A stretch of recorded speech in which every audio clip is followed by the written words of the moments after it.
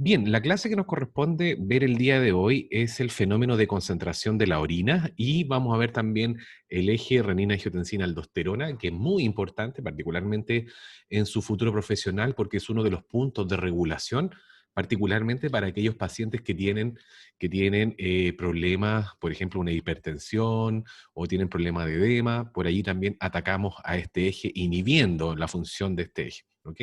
Por lo tanto, muy importante. Y vamos a finalizar con una breve diapositivas con respecto a cómo el riñón regula entonces el proceso de ácido-base corporal, cómo absorbe o reabsorbe sustancias ácidas o alcalinas, así como también secreta estas sustancias ácidas y alcalinas.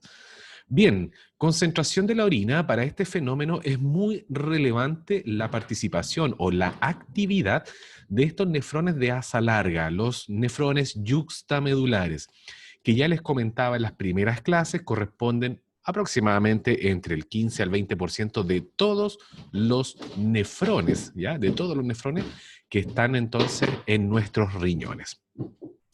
Otra cosa muy importante y relevante que también siempre se los destaqué es que estos nefrones, los yuxtamedulares, tienen la siguiente particularidad. Si yo aquí hago un pequeño dibujo sobre este dibujo, ¿ya?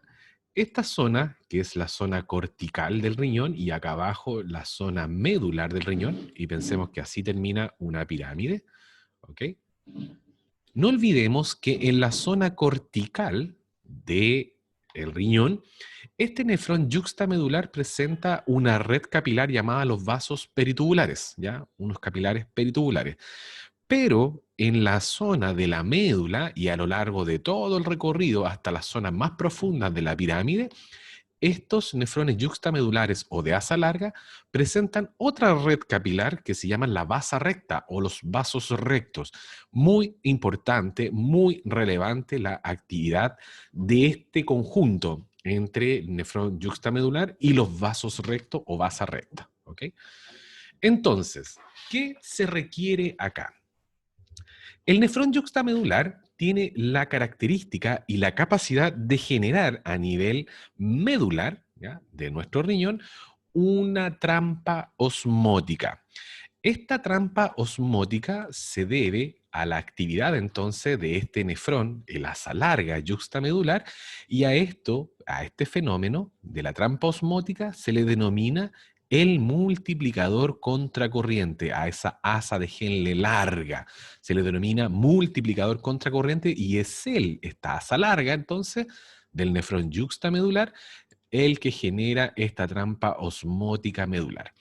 ¿Qué significa la trampa osmótica medular? Si yo hago una pirámide, vuelvo a dibujar la pirámide, ¿ok?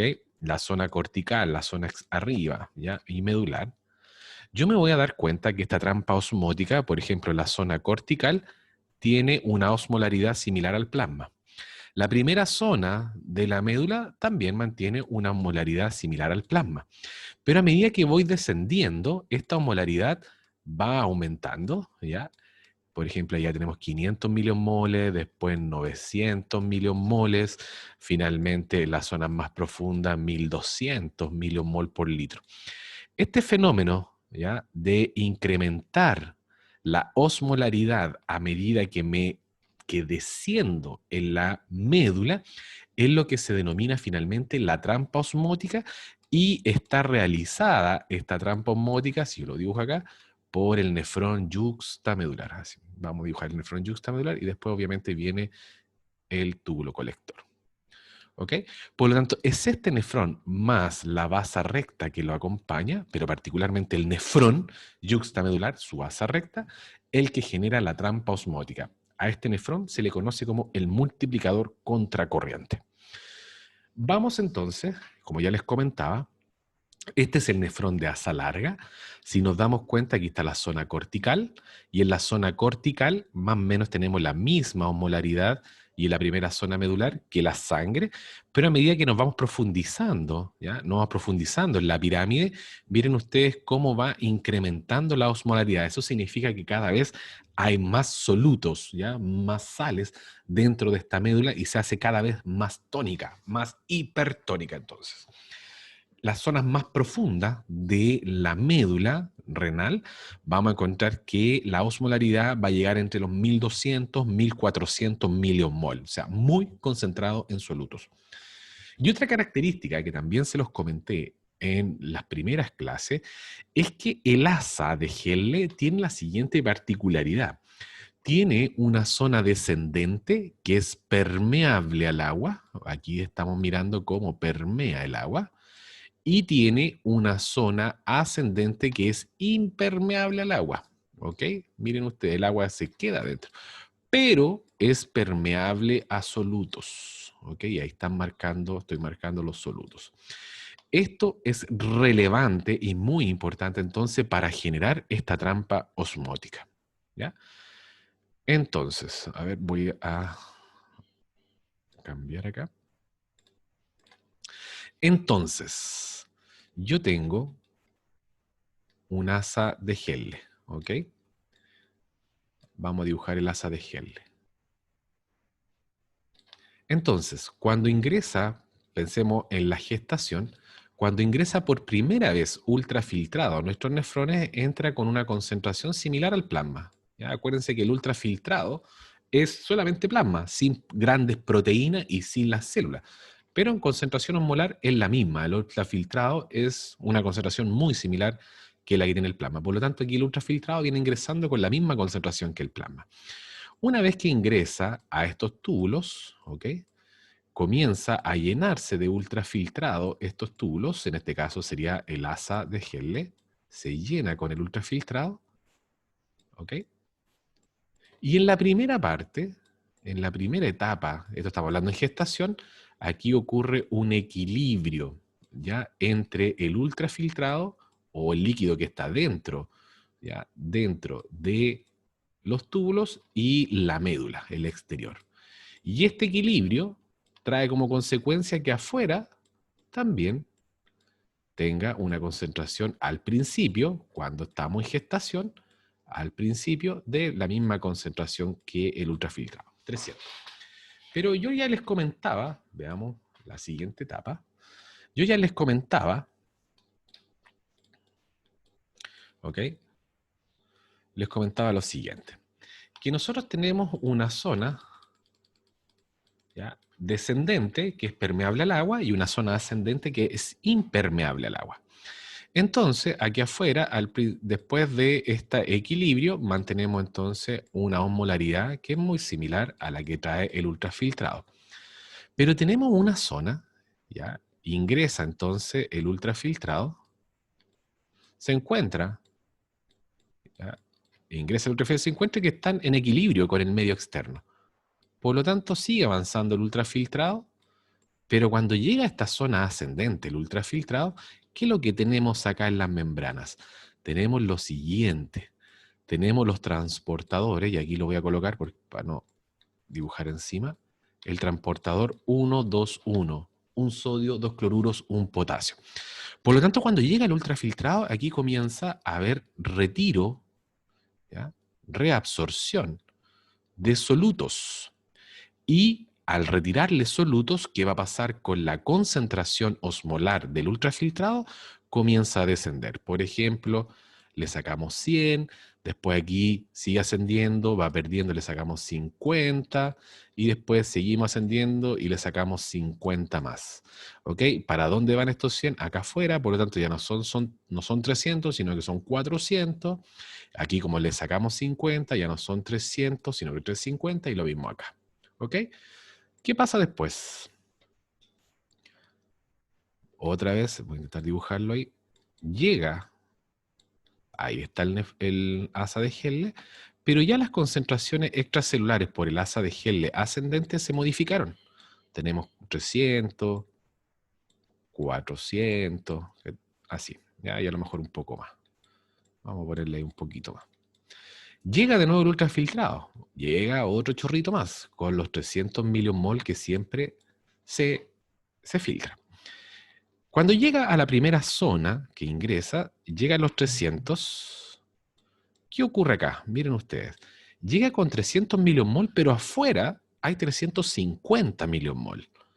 Por lo tanto, ¿qué ocurre acá? ¿Qué fenómeno es importante en la zona descendente del asa de Helle, la permeabilidad al agua. Si yo le saco agua a este ultrafiltrado, saco agua, ¿qué va a pasar con la concentración osmótica? Se va a equilibrar con el medio externo, por lo tanto ya no van a haber 300, van a haber 350, ¿ok? Porque estoy perdiendo agua y por lo tanto estoy concentrando los solutos dentro del túbulo. Sigue bajando el ultrafiltrado, ya no hay 350, aquí ya vemos que hay 400. Se equilibra, ¿por qué? Porque vuelve a perder agua y así voy concentrando entonces. Y sigue bajando, y miren ustedes, acá al final habían 450, se equilibra, ¿ya? Y ¿qué es lo que hay entonces? Pérdida de agua. Entonces, ahora, este ultrafiltrado llega con la máxima concentración osmolar, 450. Pero al ir ascendiendo el ultrafiltrado se encuentra nuevamente con estos transportadores llamados los 1,2,1. Recuerden que la zona ascendente es impermeable al agua. Entonces vuelve a sacarle solutos a este ultrafiltrado que viene acá. Y a medida que va descendiendo, ya no son 450, como le saco salen, o sea, aquí hay 350, acá van a haber 250 y acá van a haber 150. ¿Ok? Por ejemplo, ¿para dónde se fueron estos 400, estos 100, esta diferencia? Para acá afuera, por lo tanto aquí ya tenemos 550, después vamos a tener 500 acá y acá a lo mejor 400. Entonces, si yo vuelvo al último dibujo, a ver esto. Ya no tenemos los 350 originales o los 300, sino que ahora ya vamos con 400 en la zona externa, en la zona, seguimos bajando, ya tenemos 500 y acá más abajo a lo mejor ya vamos con 600 miliosmolar. Vuelve a ingresar un nuevo chorrito de ultrafiltrado y ¿con qué osmolaridad ingresa? Con 300, ¿ok? Llegan los 300 a esta primera zona y se encuentra que hay diferencia con el medio externo. ¿Qué debo hacer? Retirarle agua. Sale agua. Sigue bajando, se equilibra a 400, pero afuera hay 500. ¿Qué debo hacer? Le sigo sacando agua y así lo voy concentrando. ¿Ok? Sigue bajando, ya hay 500, porque le saqué por equilibrarse, y afuera se encuentra que ahora ya hay 600. Para equilibrarlo, le vuelvo a sacar agua. Entonces, en la zona final o más profunda, hay 600 y vuelve a ingresar, se encuentra nuevamente con los transportadores 121, le saco solamente solutos en la zona ascendente y esos solutos son aportados acá al medio extracelular y finalmente por acá sale un líquido o un ultrafiltrado con una concentración entre 100 a 150 miliosmol. ¿Okay? Esta serie se repite aproximadamente unos 6 a 7 veces. ¿Okay? Son 6 a 7 pasos, ¿ya? Veces en realidad. ¿Y qué trae como consecuencia finalmente? A ver si lo puedo borrar esto.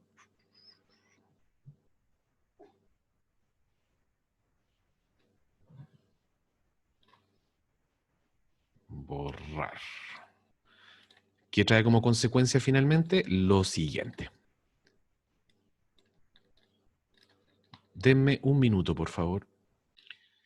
Entonces, ¿qué genera esta trampa osmótica después de 6 a 7 pasos? Si yo hago acá el dibujo nuevamente, ahí está el nefrón, el corpúsculo, contorneado proximal, y viene la asa de Helle profunda de esta nefrón yuxtamedular, y obviamente después viene el túbulo colector al cual se asocia. ¿Ok? ¿Qué ocurre después de estos 6 a 7 pasos? Es que a medida que yo me voy profundizando en esta médula, este nefrón es el encargado de generar esta famosa trampa osmótica, y mientras más profundo es entonces la pirámide, mientras más me internalizo en la pirámide, más concentración de solutos, ¿ya? Voy a tener en esta pirámide. Vamos a llegar a 1000, 1100 y hasta 1200, y algunos textos incluso hablan de 1400. Esta es la famosa trampa osmótica.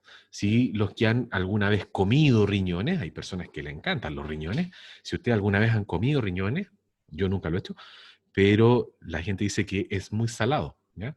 Y esta es la consecuencia de, ahí está entonces por qué tiene esta alta concentración de soluto o de sales, porque este nefrón de asa larga es el encargado de generar esta trampa osmótica. ¿Cuál es la gracia de esto? Que a medida que viene ingresando el ultrafiltrado, como ingresa con 300 mol, a medida que va descendiendo el ultrafiltrado, se tiene que ir equilibrando con el medio extracelular. Y la única forma para equilibrarse este ultrafiltrado, este pequeño volumen, es que pierda agua. Si yo le saco agua, ¿qué va a pasar con la concentración? Se va a concentrar cada vez más y va a ir en equilibrio. Por lo tanto, en esta zona descendente es solamente pérdida de agua o reabsorción de agua, no pérdida de agua, reabsorción de agua en la zona descendente. Y una vez que llega, ya le he retirado mucho líquido y un pequeño volumen que llega acá en la horquilla de este asa de Henle, va a llegar un pequeño volumen, pero muy concentrado porque se equilibra, 1200. ¿Qué va a hacer este pequeño volumen? Va a comenzar a ascender. Pero ¿qué ocurría en esta zona? En esta zona están estos transportadores llamados los 1,2,1 y ¿qué es lo que hacen los transportadores? Solamente le retiran solutos, ¿ok? Solutos al ultrafiltrado, ese pequeño volumen que quedó muy concentrado. Le saca solamente solutos, es impermeable al agua, para finalmente en la zona ya de descarga, si lo queremos hablar así, túbulo distal hacia el túbulo colector, nos vamos a encontrar que la concentración es de 100 a 150 miliosmol. ¿Ya? Entonces, eso es lo que yo le tenía aquí. Vamos a ver si aparece la animación. Espérenme.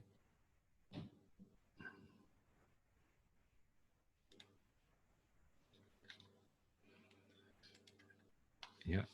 Aquí yo tengo una animación de lo mismo que yo les dibujé, en donde ustedes pueden ver lo siguiente. Entonces, zona descendente, permeable al agua, ¿ya? Del asa de Henle, y la zona ascendente del asa de Henle es solamente permeable a solutos. Está el transportador 1,2,1 que entonces permite sacarle al ultrafiltrado esta concentración de solutos. No saca agua, solo solutos. Entonces, la primera vez que echamos a andar este sistema a nivel de la gestación, parte de nuestros riñones, se carga con ultrafiltrado y miren ustedes, hay un equilibrio con el medio externo, la misma concentración.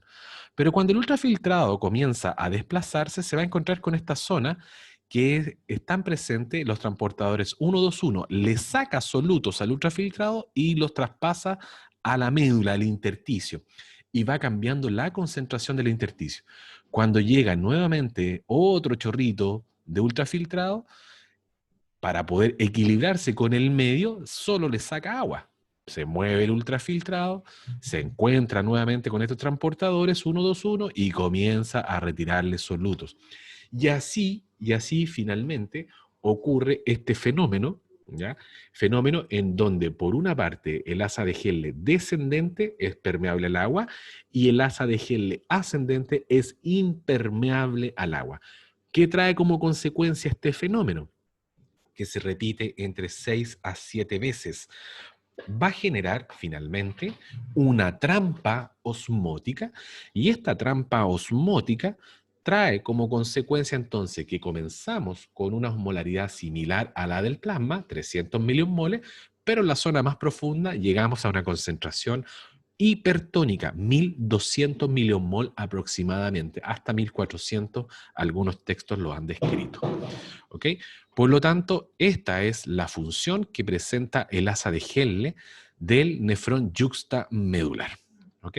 Cualquier duda me preguntan. Entonces, aquí yo ya les dejé los mismos pasos que estaban en ese video, los mismos pasos para que ustedes puedan ir con un pequeño párrafo para que lo puedan ir estudiando. Entonces, avancemos. Como les decía, esto se repite entre 6 a 7 veces para llegar finalmente a generar esta trampa osmótica. ¿Cuál es el problema? Que esto, entre comillas, problema, que estos 6 a 7 veces demoran más o menos desde la gestación y después de posnacido entre 8 a 10 años, ya en formarse esta trampa osmótica. Una vez que se forma la trampa osmótica, el sistema o nuestro organismo lo único que hace es mantenerla, ¿ok? Mantener este sistema. ¿Ya? Ahí están los 7 a 6 pasos para finalmente llegar a formar esta trampa osmótica. ¿Ya? Aquí hay otro video que quiero mostrar para que finalmente vean cómo es, finalmente esto multiplicador contracorriente y cómo se contraponen los efectos. ¿Okay?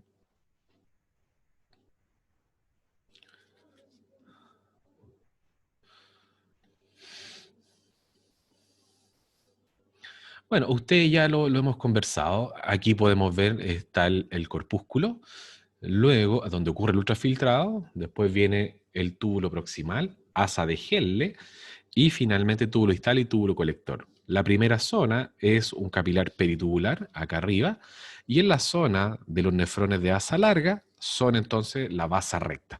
Y miren ustedes que tiene un flujo llamado contracorriente acá en la zona, ¿ya? Del asa de Helle. Mientras el ultrafiltrado va en un sentido, la sangre va en otro sentido. ¿Ok? Y no olviden que desde el ultrafiltrado hacia la sangre es reabsorción, por eso aparece una R allí, o desde la sangre hacia el ultrafiltrado se llama secreción, por eso aparece una S. ¿Ok?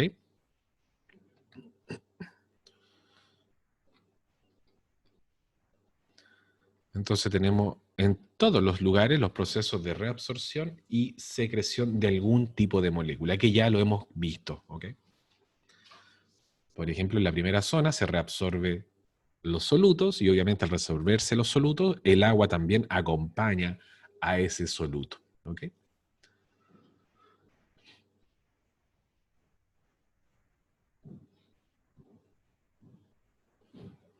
Y ahí entonces lo que ya les conversaba, esa región hiperosmótica, que es la trampa osmótica. En caso del túbulo colector, fíjense ustedes que la reabsorción es de agua libre, producto de la acción de la hormona antidiurética, la ADH. ¿Ya? Aquí se expresan entonces los canales de acuaporina tipo 2. Pero ¿qué ocurre en la asa de Helle, ya larga? Miren ustedes el flujo contracorriente. Son ascendentes, entonces permeable a solutos, no a agua, y algunos de estos solutos entran al torrente sanguíneo y obviamente comienza a transportarse estos solutos y al tener un sentido contracorriente, en la zona ascendente es capaz de reabsorber agua. ¿Ok? Miren ustedes el fenómeno que ocurre entonces entre el asa y la basa recta. Este es un fenómeno entonces de cómo nosotros reabsorbemos una mayor cantidad de agua. ¿Ok?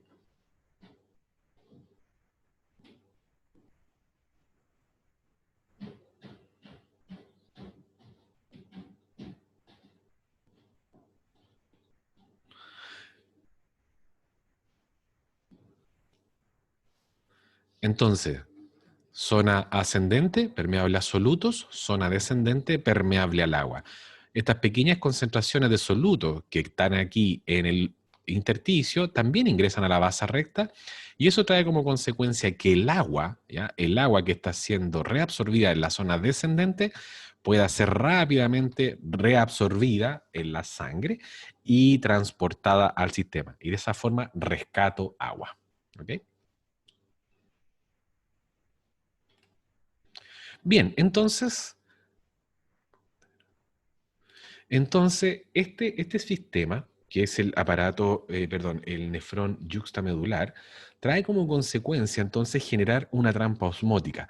La zona de la corteza, como ustedes pueden ver acá, tiene una concentración que es muy similar a la sangre y la zona de la médula, a medida que yo me profundizo y llego casi a la zona de la pelvis, fíjense ustedes cómo la concentración va incrementando. Este incremento de la concentración entonces es producto de este fenómeno llamado multiplicador contracorriente, que lo realiza ese trabajo el asa de Helle largo, pero también acompañado con la basa recta. porque debemos retirar toda esa agua que se está siendo reabsorbida, debe ser retirada o si no, no va a servir de nada, nunca voy a llegar a lograr esta hipertonicidad. Por lo tanto, los vasos rectos se le denominan el intercambiador contracorriente, porque si ustedes recuerdan en el video explicativo, el ultrafiltrado tiene un sentido de flujo y la sangre de la vasa recta tiene el sentido contrario. A medida que yo voy ascendiendo en el asa de Helle y voy sacando solutos, esos solutos, algunos de ellos van ingresando en la vasa recta que tiene un flujo contrario, contracorriente. Por lo tanto, la sangre que va ingresando en la vasa recta se va cargando de soluto y va aumentando su concentración osmolar. Cosa que cuando llega ya a la zona de la horquilla y comienza a ascender la vasa recta, se encuentra con la zona descendente, ¿ya?, de el nefrón yuxtamedular, y esa zona descendente es rica en reabsorción de agua. Y como la sangre viene hipertónica, porque se cargó con soluto, ese movimiento de agua es facilitado desde la zona descendente del nefrón yuxtamedular hacia la vasa recta. Y así la vasa recta recupera toda el agua. Entonces, hay un dibujo, bueno, lo mismo, pero acá les voy a mostrar en conjunto. Ahí está. Entonces, este es un flujo contracorriente. Ya, este es un esquema, en realidad los vasos deberían ir por fuera, pero es para que lo entendamos. Tenemos el asa descendente permeable al agua y tenemos el asa ascendente solamente permeable a solutos, ¿ok? Y miren ustedes la vasa recta, a medida que el ultrafiltrado va ascendiendo o va de salida, la vasa recta, la sangre, va ingresando. Cuando ingresa la sangre y acompaña al nefrón yuxtamedular, miren ustedes cómo la osmolaridad de este vaso, la sangre, va aumentando, se va equilibrando con el medio. ¿Por qué? Porque pequeñas porciones de estos solutos se van incorporando a la vasa recta, a la sangre que lleva la vasa recta. Por lo tanto, la vasa recta va a llegar con una concentración elevada de soluto. Yo siempre le digo a mis estudiantes, para que lo recuerden, es como que llegara esta sangre de la vasa recta llegara con sed, llega muy seca, muy sedienta. ¿Y con quién se encuentra cuando comienza a ascender la vasa recta? Se encuentra con la zona descendente del nefrón yuxtamedular, que es rica en agua. Esta zona lo único que hace particularmente es reabsorber agua. Por lo tanto, es una zona rica en agua. Y la sangre llega con sed. Por lo tanto, toma esa agua, la incorpora y miren ustedes cómo a medida que va ascendiendo ahora la sangre, va normalizando su osmolaridad para salir con la concentración normal osmótica que corresponde a una sangre, 300 miliosmoles. ¿Ya? Entonces, finalmente, la conjunción o el conjunto entre vasa recta y obviamente el nefrón, asa de Helle particularmente, ¿ya?, asa de Helle largo yuxtamedular, generan entonces esta trampa osmótica y generan también la recuperación de agua. ¿Ok? Bueno, aquí está el mismo esquema. A medida que vamos profundizándonos en la médula, podemos llegar hasta los 1200, 1400 miliosmol. ¿Ya? Y esto, no olviden nunca que tenemos una zona descendente permeable al agua y una zona ascendente del nefrón yuxtamedular impermeable al agua, pero permeable a solutos. Y estas características fisiológicas son los que me permiten generar entonces la trampa osmótica. Siempre acompañado estos nefrones de asa larga por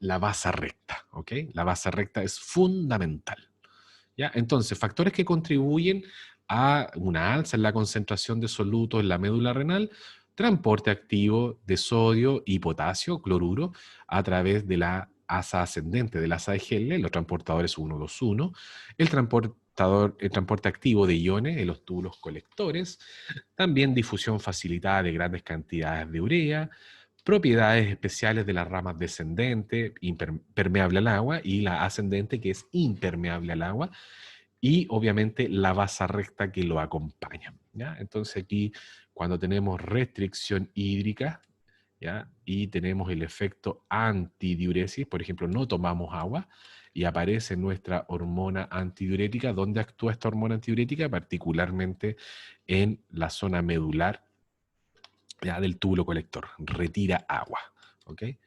Y cuando ya tenemos una alta captura de agua, la antidiurética está en muy bajas concentraciones, por lo tanto ese exceso de agua es eliminado por la orina.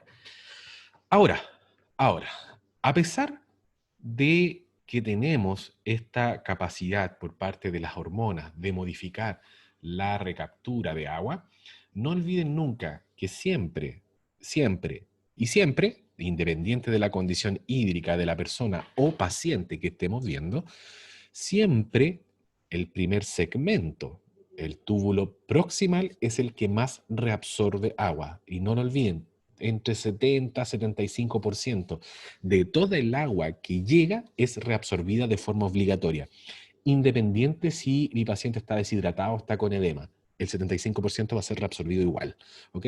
Y el resto de los segmentos del nefrón, ya sea del nefrón corto o largo, más el túbulo colector, le vamos a dejar el otro porcentaje, particularmente en los últimos segmentos, para que las hormonas puedan generar sus efectos propiamente tal. Si hay mucha agua, las hormonas no actúan. Si hay muy poca agua, ese paciente o esa persona está deshidratada, va a haber mayor actividad de la hormona y mayor retención de agua. ¿Okay? Entonces, aquí hay un esquema que encontré bien bonito, donde y cómo actúan en los distintos segmentos, finalmente, de este nefrón y el túbulo colector. Y miren ustedes, si nosotros miramos o hacemos acá un pequeño corte, hacia arriba es corteza y hacia abajo es médula, ¿ok?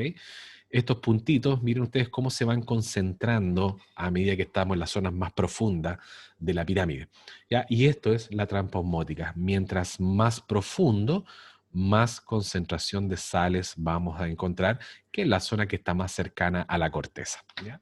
Y eso lo realiza particularmente el asa de Henle yuxtamedular o asa larga. ¿Ven? ¿Dudas hasta ahí? ¿Consultas?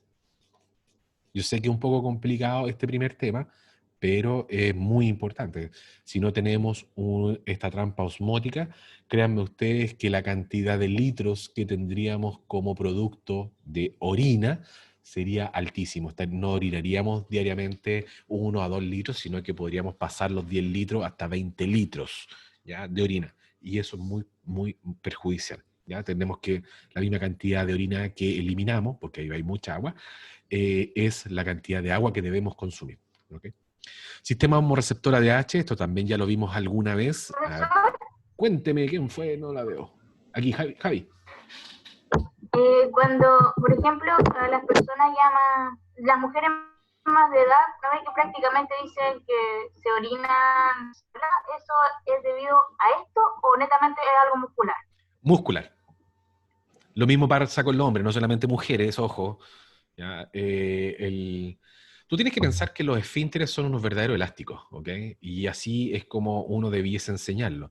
Y el elástico, tanto estirarlo por año, al final va a traer como característica es que se va a vencer el elástico. Y en este caso uno podría extrapolarlo a nuestros esfínteres musculares, en donde ya la musculatura no va a ser o no va a tener esa capacidad de contracción tan fuerte como la tenía cuando uno es más joven o adulto. ¿Ya? En la tercera edad, cuarta edad incluso ya se está denominando, esa musculatura no tiene esa capacidad de contracción tan fuerte, ¿ya? Y es un problema muscular. No sé si te respondí, Javi. Sí, profesor, muchas gracias, que era una duda No, está mía. bien, está bien, está bien. Ya, sigamos. Sistema hormoreceptor, la hormona antidiurética, ya la hemos conversado. Y a nivel del hipotálamo, nosotros tenemos una serie de neuronas, ¿ya? Que se llaman las osmoreceptoras. Y estas neuronas lo que están haciendo básicamente es sensando constantemente la osmolaridad del plasma. Cuando la osmolaridad del plasma aumenta, ¿ya? Vamos a pensar ahí que aumenta la osmolaridad del plasma, esto significa que he perdido agua, por ejemplo, una deshidratación, una hemorragia, vómitos, diarrea, fiebre, yo pierdo agua, y esto trae como consecuencia que mi plasma se concentra, porque perdí agua.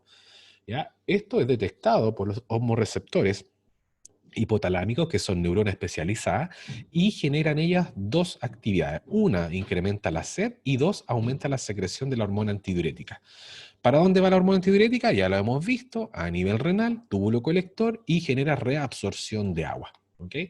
Retengo agua. En vez de en mandar esa agua a la excreción urinaria, mejor la reabsorbo, gran parte de ella. Por lo tanto, estoy recuperando agua. Y con la sed estoy incorporando agua vía oral.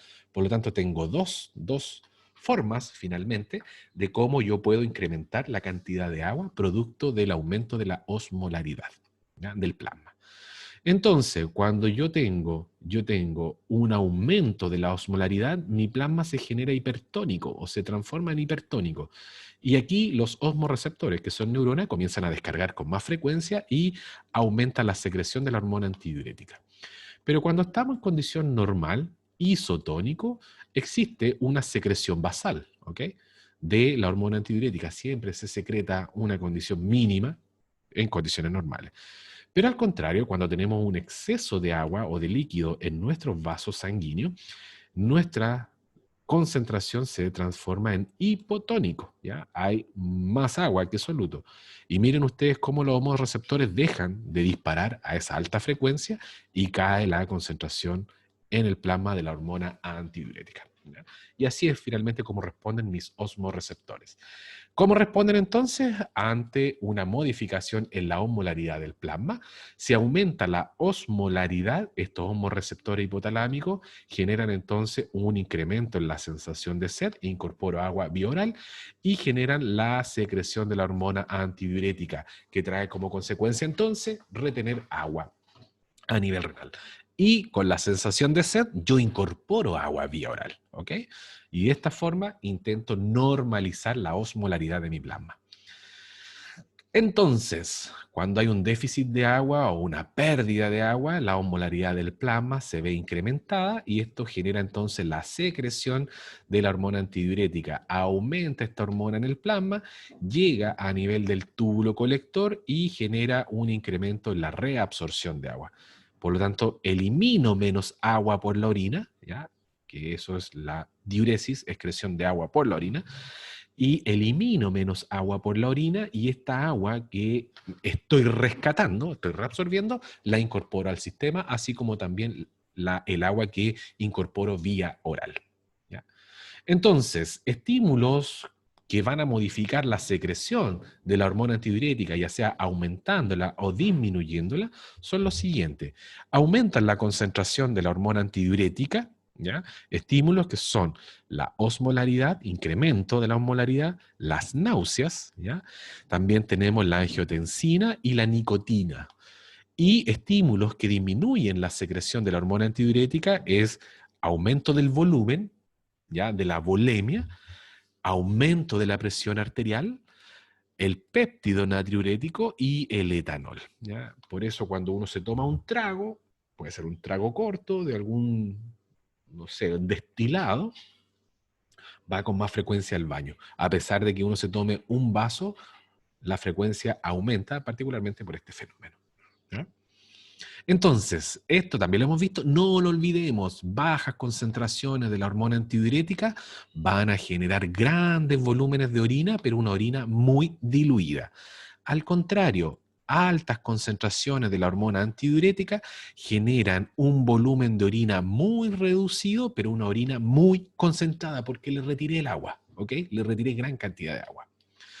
¿Quién es el culpable de que nosotros tengamos que aprender sobre aguaporinas? Es este gran personaje, Peter Agre, que él comenzó su estudio ya en los años 70 y él decía que debían haber canales de agua para facilitar el paso y en ese tiempo lo creyeron un loco, pero después se dieron cuenta que sí, en realidad existen estas acuaporinas, ¿ya? Y por ese gran trabajo se ganó un gran premio, el Premio Nobel de Fisiología y Medicina en el año 2003. ¿Ya? Entonces, a nivel renal, ¿cuáles son nuestras acuaporinas? Ya les comentaba que la principal acuaporina en el nefrón es la acuaporina tipo 1, ¿ya? Y él lo acompaña en todos los segmentos del nefrón. Y en menor concentración, la acuaporina tipo 7. En el túbulo colector encontramos la acuaporina 3 y 4, que siempre están pegadas en la membrana, y la acuaporina 2, que es la que se moviliza producto de la acción de la hormona antidiurética. ¿Qué encontramos en la vasa recta? Bueno, aquí están las mismas, es otro dibujo, pero son las mismas acuaporinas. ¿Qué encontramos en la vasa recta? Miren ustedes, también encontramos las acuaporinas tipo 1, ¿ok? Por lo tanto, Por lo tanto, ya podemos darnos cuenta que este personaje, Peter Agre, finalmente, gracias a su trabajo, nosotros podemos comprender muchos fenómenos de reabsorción o incluso secreción de agua. Esta es la hormona antidiurética que llega a la célula principal del túbulo colector, se une a su receptor B2 y cuando se une a su receptor B2 expresa estos canales de agua que están almacenados en vesícula, los canales de agua acuaporina tipo 2. Se mueven, se expresan en la membrana y a través de estos canales que se expresan, el agua que va en el ultrafiltrado, el túbulo colector, es reabsorbido. Como el agua no puede quedar dentro de la célula por donde sale, sale por estos canales de agua en la membrana vasolateral que están siempre presentes allí, el canal 3 y 4, la acuaporina 3 y 4. Entonces, miren acá, si yo genero un incremento en la osmolaridad del plasma, ¿quién sale a mi rescate? Rápidamente se incrementa la concentración de la hormona antidiurética. Cuando yo tengo una pérdida de sangre de más del 10% de mi volemia, estamos hablando, si una persona tiene 5 litros, pensemos, tenemos 5 litros todos, si yo pierdo ya más de medio litro, quien sale a mi rescate inmediatamente también es la hormona antidiurética. Estoy perdiendo mucho líquido, ya en este caso es sangre. Por lo tanto, también la hormona antidiurética sale a mi rescate. ¿Ok? Y esto para que ustedes me crean de que es así este fenómeno de la movilización de la hormona antidiurética. Este es un túbulo colector, ¿ya? Célula principal, sin la estimulación de la hormona antidiurética. Después que yo agrego la hormona antidiurética, espero un par de minutos. Miren ustedes al principio, estos puntitos, ya que están marcados con anticuerpos, esas puntas de flecha que están indicando allí, son las acuaporinas tipo 1. En general, la mayor parte de ellos están guardadas o almacenadas. Pero después que yo agrego la hormona antidiurética, miren ustedes dónde están ahora estos puntitos. Se van a expresar en la membrana. Y ya menos dentro de la célula principal. ¿Ok? Entonces ahí podemos ver que por acción de la hormona antidiurética, estos transportadores que están guardaditos dentro de las células, después se van a expresar en la membrana. ¿Ok? Transportadores de acuaporina, miren ustedes, ya vamos en el 12, yo creo que ya por lo menos estamos en el 14, y cada vez se van encontrando más transportadores. Donde hay agua, y recuerden ustedes que nosotros somos 60% de agua en condiciones promedio, ¿ya? 60% de agua, si somos agua, tiene que haber algún canal de agua. Por lo tanto, canales de agua, donde hay agua, tiene que haber uno, ¿ok? No olviden nunca este fenómeno. Regulación entonces de la hormona antidiurética, los estímulos que incrementan la secreción de la hormona antidiurética, el principal estímulo es el incremento de la osmolaridad plasmática. ¿Y cuál es el principal estímulo que reduce la secreción de la hormona antidiurética? Es el incremento de volumen o la presión arterial incrementada. ¿Ya? Así también tenemos fármacos que pueden aumentar o reducir la secreción de la hormona antidiurética. ¿Qué otros efectos tiene la hormona antidiurética en nuestro riñón? Yo ya les comentaba que el principal efecto de la hormona antidiurética es la expresión de las acuaporinas tipo 2 acá en el túbulo colector. ¿Ok? Ese es el principal efecto. Pero ojo que tiene otros efectos más la hormona antidiurética. Miren ustedes, aumenta los transportadores de urea en el túbulo colector, aumenta los transportadores ENaC, ¿ya? El canal de sodio epitelial, en el túbulo contorneado distal y en el primer segmento del túbulo colector, así como también incrementa los transportadores 1, 2, 1 en el asa de Henle ascendente y en la zona recta ascendente del túbulo distal. ¿Qué trae como consecuencia esto? Que la antidiurética también participa en la regulación de este medio hiperosmolar que tiene la médula, ¿ya? También entonces participa. ¿Dudas hasta ahí? Para dar un pequeño break.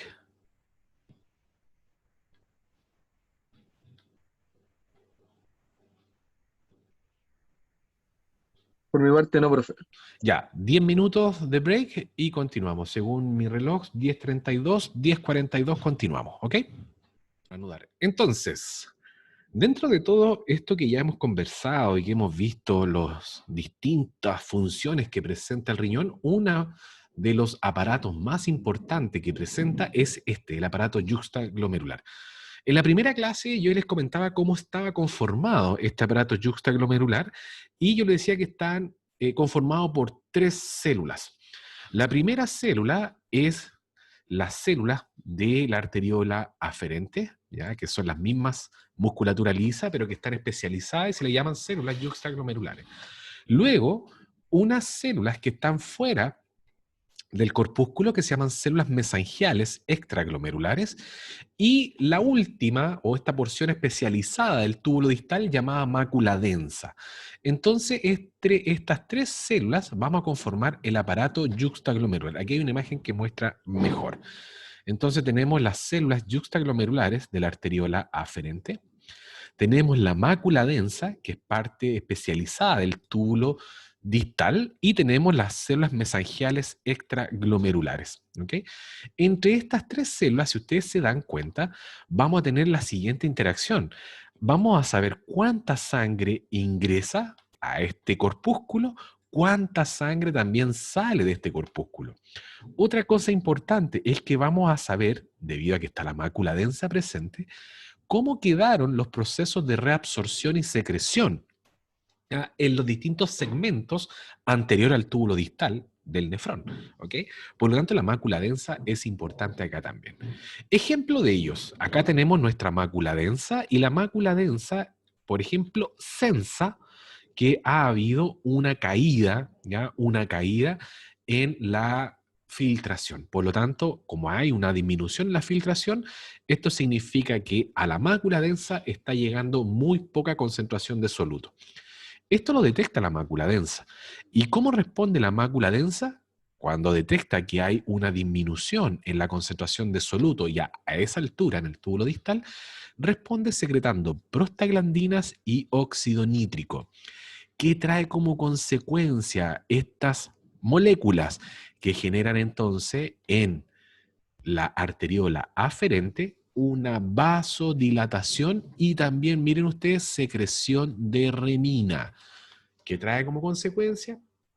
Entonces, que genere un incremento en el diámetro de la arteriola aferente, y si hay renina, esta renina puede gatillar el eje renina-angiotensina-aldosterona.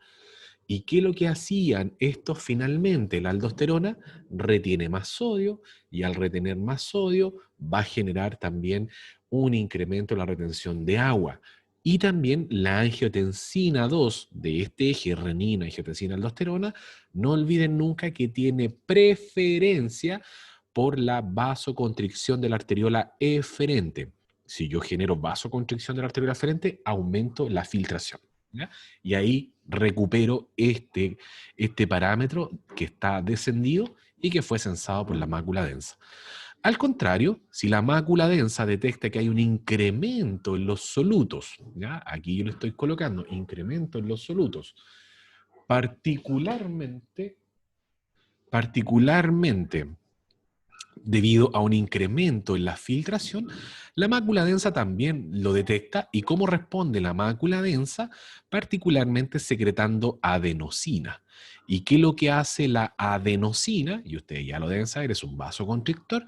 Llega a la musculatura lisa de la arteriola aferente y genera vasoconstricción. Y otro fenómeno más que genera la adenosina es que inhibe la secreción de renina, por lo tanto, inhibe el eje renina-angiotensina-aldosterona. ¿Ya? Entonces, si por distintas razones, ¿ya? O por distintos estímulos se secreta renina, no olviden nunca cómo actúa este eje. La renina, una vez que sale desde el riñón a nivel entonces hepático, transforma el angiotensinógeno en angiotensina 1. ¿Ya? Este es un vasoconstrictor, pero que no es muy potente. La angiotensina 1 continúa por circulación y a nivel pulmonar se encuentra con la enzima convertidora de angiotensina, ¿ok? Y transforma la angiotensina 1 en angiotensina 2, potente vasoconstrictor, ¿ok? ¿Para dónde va la angiotensina 2? Va a la corteza de la glándula suprarrenal y estimula la secreción de la aldosterona, ¿ok?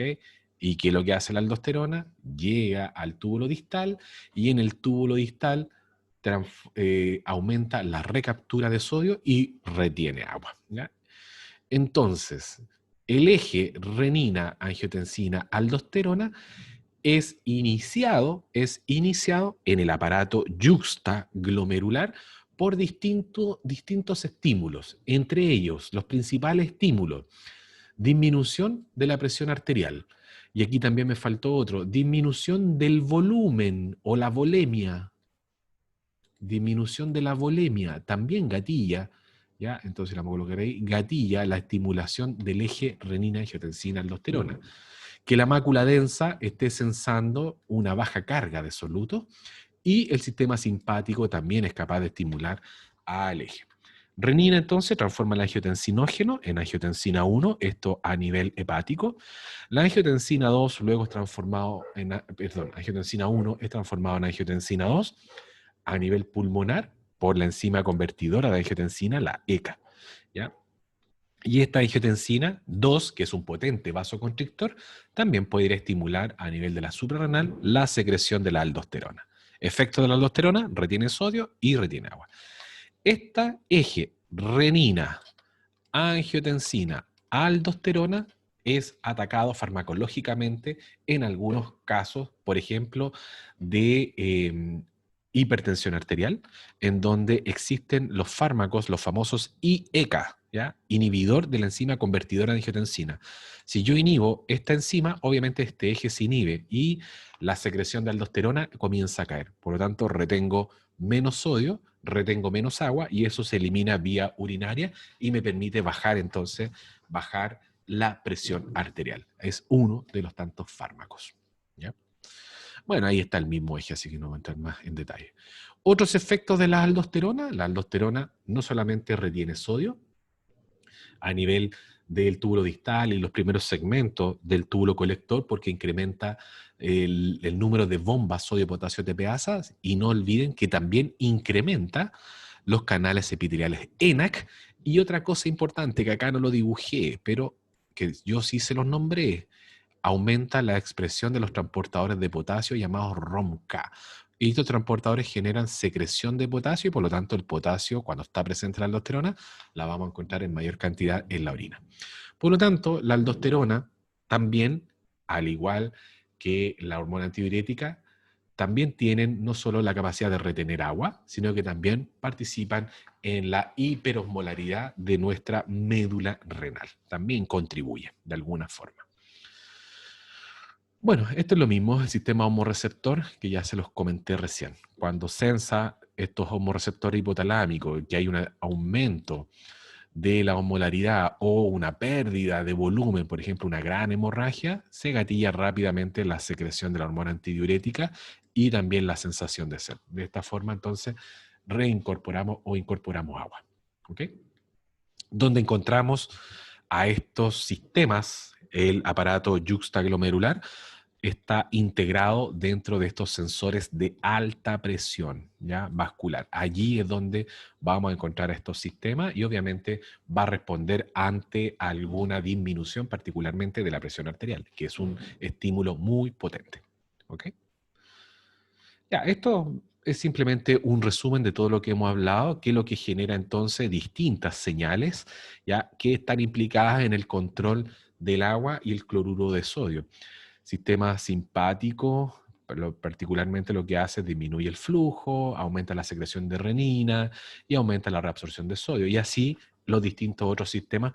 Este es un resumen para que a ustedes les sea mucho más fácil después comprender todo lo que ya hemos estudiado. ¿Ok? Lo mismo, acá también ustedes lo pueden ir viendo, qué ocurre cuando tenemos un aumento de volumen y qué pasa cuando tenemos una disminución del volumen en los distintos estadios y cómo responde finalmente la excreción. ¿Ya? Cuando hay un aumento de volumen, miren ustedes, aumenta la excreción de sodio, aumenta la excreción de agua por la orina. Y al revés, cuando tenemos una disminución de volumen, ¿ya? Por distintas razones en nuestro organismo, ¿Qué ocurre a nivel urinario? Disminuye la excreción de sodio y también disminuye la excreción de agua por la orina. ¿Ok? Y eso es una forma resumida de todo lo que hemos conversado. Para finalizar, mecanismos de regulación ácido-base. ¿Dudas con respecto a lo que ya acabamos de ver? Aparato yuxtaglomerular. ¿Alguna duda ahí? No, profe. Ok, con esto entonces vamos a dar por finalizado la regulación ácido-base. Esta regulación ácido-base en un organismo normal o en condiciones fisiológicas está regulada finamente, ya sea por la sangre, por los pulmones y obviamente nuestro riñón también tiene una gran participación. Por lo tanto, tenemos una conjunción, ¿ya? Una conjunción de distintos órganos que finalmente participan de alguna u otra manera, ¿ya? El pulmón, la sangre y los riñones participan de alguna u otra manera para mantener lo más finamente regulada nuestro pH corporal, ¿ya? Ya sea aumentando la excreción de ácido o en algunos casos incluso reabsorbiendo sustancias alcalinas para ir normalizando o ajustando nuestro pH como un buen tampón que son. Buffers sanguíneos, tenemos varios buffers sanguíneos, pero uno de los buffers más importantes que presentamos en nuestra sangre es el bicarbonato ácido carbónico. ¿Ya? Esta relación es la que entrega mayor miliequivalente y por lo tanto tiene la mayor capacidad de neutralizar cargas ácidas. ¿Ya? Y tiene un valor aproximadamente de 20 miliequivalentes por litro. Por lo tanto, es un excelente buffer, ¿ya? Buffer sanguíneo, bicarbonato ácido. Pero también tenemos el del fosfato, que también me entrega una cantidad no despreciable de miliequivalentes. Las proteínas plasmáticas también son importantes para la regulación del pH, y ahí vemos los miliequivalentes que entregan. Y aunque ustedes no lo crean, la hemoglobina, que es esta proteína que va dentro del glóbulo rojo, también juega un rol crucial en esta capacidad tamponante que presenta la sangre, ¿ya? Y entrega una alta concentración de miliequivalentes por litro que me permiten entonces ajustar estas cargas ácidas. Particularmente generan un ajuste o captura de ácido y evitan así un descenso en el pH. Pero ¿qué ocurre con el riñón? En el riñón tenemos tres mecanismos importantes para regular esta participación en la mantención de nuestro pH corporal. El primer mecanismo es la absorción de bicarbonato, y esta absorción de bicarbonato ocurre en el túbulo proximal, y los otros dos mecanismos, que es la acidificación del fosfato monohidrogenado y del amonio, ocurren en el túbulo distal. ¿Ok? Ya.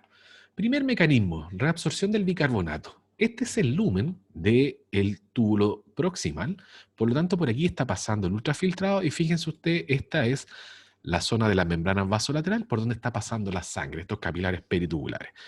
En el ultrafiltrado ingresa bicarbonato y el bicarbonato está disuelto en nuestra sangre e ingresa entonces al primer segmento del túbulo proximal en el ultrafiltrado.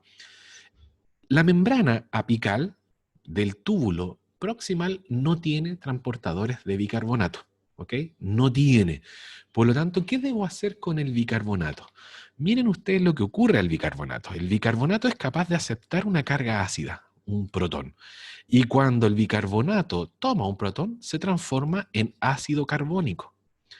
El ácido carbónico es degradado rápidamente por una enzima que está presente en este ribete o borde en cepillo, que es la anhidrasa carbónica, y lo transforma en una molécula de agua y CO2. El CO2 es un gas y difunde rápidamente y muy fácil a través de la membrana. Por lo tanto, ingresa este CO2 ¿ya? A la célula del túbulo proximal, y dentro de la célula, este CO2 en combinación con agua, aparece nuevamente esta gran amiga, la anhidrasa carbónica, y transforma el CO2 más agua en ácido carbónico. El ácido carbónico es un ácido muy débil que rápidamente se protona o se ioniza en un protón y en bicarbonato. Y apareció acá el bicarbonato. Este bicarbonato sí tiene transportadores en la membrana vasolateral de esta célula y es sacado el bicarbonato y obviamente debo incorporar una carga negativa para mantener la neutralidad de esa membrana plasmática. Y de esta forma absorbo o reabsorbo bicarbonato. Membrana apical no tiene transportadores de bicarbonato, por lo tanto transforma el bicarbonato en CO2 y el CO2, una vez que ingresa a estas células del túbulo proximal, se transforma nuevamente en bicarbonato por acción en ambas reacciones de la anhidrasa carbónica, una que está fuera de la célula y otra que está dentro de la célula. Y de esta forma el bicarbonato es luego secretado hacia la sangre, ¿ya? Es ingresado hacia la sangre a través de estos transportador de bicarbonato cloruro, ¿ok? Intercambia una carga negativa. ¿Qué ocurre con la acidificación del fosfato monohidrogenado? Cuando en el primer semestre vimos lo que es regulación del calcio y el fósforo, el metabolismo, yo les decía que el fósforo, la principal forma de andar circulando era como un fosfato monohidrogenado, por lo tanto tiene solamente un hidrógeno este fosfato. Este fosfato que circula por nuestro plasma es parte del tampón fosfato. Por lo tanto, una vez que este fosfato ingresa ahora ya al ultrafiltrado por el proceso de ultrafiltración, y acá en el túbulo colector, particularmente las células intercaladas tipo A, ¿qué le ocurre a este fosfato? Estas células intercaladas tipo A, yo les decía, son las encargadas de secretar ácido, ¿ok? Ácido. Por eso se llaman A o alfa.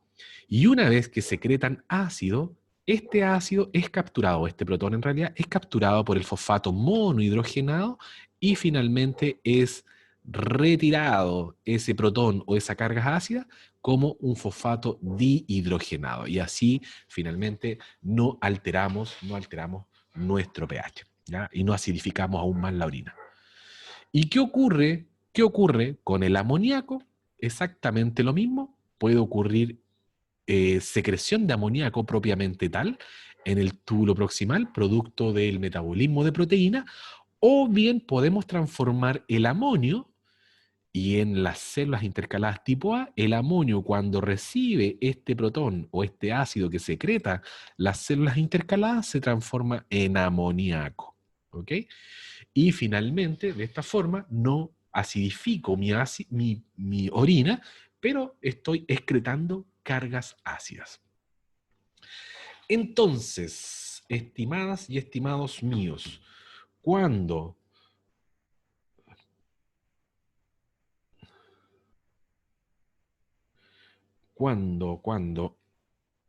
tenemos pequeñas modificaciones en nuestro pH, y esto también es algo que ya se los dije en las clases anteriores, no olviden nunca que nuestro pH tiene un pequeño rango de movilidad. Si bien nuestro pH promedio es 7.4, el rango que se puede desplazar el pH va de 7.35 a 7.45. ¿Ok? Una vez que sobrepasa el 7.45, obviamente entramos en alcalosis, y una vez que cae del 7.35 entramos en acidosis. Pero nuestro sistema tiene potentes mecanismos amortiguadores que traen como consecuencia volver a la normalidad a este pH. Pero ojo, que aquí también tenemos algunos puntos de pH que una vez que son sobrepasados, ya sea en alcalosis o en acidosis, ese paciente es muy difícil retornarlo, ¿ok? Y una vez que caemos, en esos valores podemos generar o se puede generar la muerte. Y yo siempre les cuento a mis estudiantes, y ya con esto termino, en mi época de trabajador, bueno, todavía sigo trabajando, pero en mi época de trabajador como tecnólogo médico en la unidad de urgencia del Hospital de Talca, alguna vez me llegó un pH de un recién nacido que tenía un pH de 6.9, ¿ya? Y si ustedes se dan cuenta, y esto es por literatura nomás, estamos muy cerca al rango de muerte, ¿ok? A donde ya ese pH es imposible sacarlo. Esa muestra que me llegaba cada una hora, me llegaba un mini tubito, ya de sangre, porque un recién nacido tiene muy poca sangre, muy poca volemia, por lo tanto llegan micromuestras. Ese mini tubito, yo cada vez que lo analizaba a este pH de este recién nacido, no salía del pH 6.9. Pregunté qué situación venía o por qué estaba en esa situación este recién nacido, y básicamente es porque venía con doble circular, ¿ya? Venía 2 veces enrollado el cordón umbilical en su cuellito. Trabajamos o ese paciente nos mantuvo despierto toda la noche en ese turno y nunca salió del 6.9. Después yo entregué turno y ya no le seguí más el caso. Lo más probable es que lamentablemente haya fallecido ese recién nacido. Es muy difícil, y por eso les cuento esta historia, es muy difícil sacar a un paciente, a pesar de todas las maniobras farmacológicas, médicas y farmacológicas, que se le realizan a estos tipos de pacientes, ya sea en este caso un recién nacido u otro. Cuando ya llegamos a estos pH tan extremos, es complicadísimo, que puede ser incluso para el otro lado, una septicemia me puede dar una alcalosis tremenda, es muy difícil retornarlo, ¿ya? Y aquellos que vuelven a su normalidad, a veces quedan con algunas secuelas. ¿Ok? Bien, chicos, chicas, hemos terminado esta gran unidad de renal que para ustedes, cuando sean futuros profesionales, les va a servir mucho. Ya no lo olviden tampoco, no lo dejen tirado estas clases, estas diapositivas, estos videos, porque también les van a servir en otros módulos de su carrera profesional y si más adelante incluso ya cuando sean profesionales propiamente tal, alguna ayudita les puede dar. ¿Ya? Hoy día en la tarde a las 2:30 tenemos taller, ¿ya? Y ese taller ya fue subido. Ustedes deben responder el set de preguntas que le envié. Cualquier duda que ustedes tengan, podemos resolver las dudas en ese horario de taller. ¿Tienen dudas con lo que vimos hoy día? ¿Consultas? Profe, yo tengo una duda, pero respecto al taller. Dale. Es que nosotros teníamos entendido que iba a ser el jueves, porque ahora nos coincide con otra clase que tenemos la tarde. ¿Hay clase qué tienen en la tarde? Tenemos clases de genética y genómica. Ah, que como tenían ustedes libre,